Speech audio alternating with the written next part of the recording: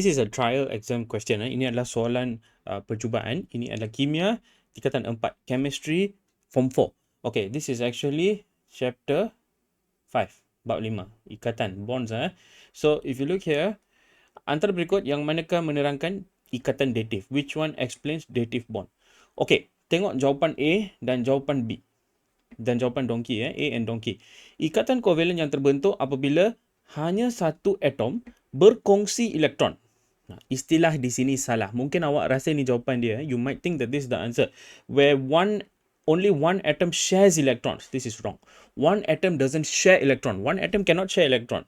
If sharing, it must happen between at least two parties, isn't it? Mesti ada dua pihak kan untuk berkongsi. So, istilah di sini sepatutnya ialah menyumbang. Contributes the electrons. Okay, so jawapan yang paling sesuai ialah D. Tengok perbezaan dia. Look at the difference.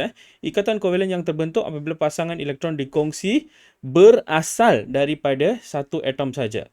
Okay, when the pair of electrons that is shared comes from one atom only.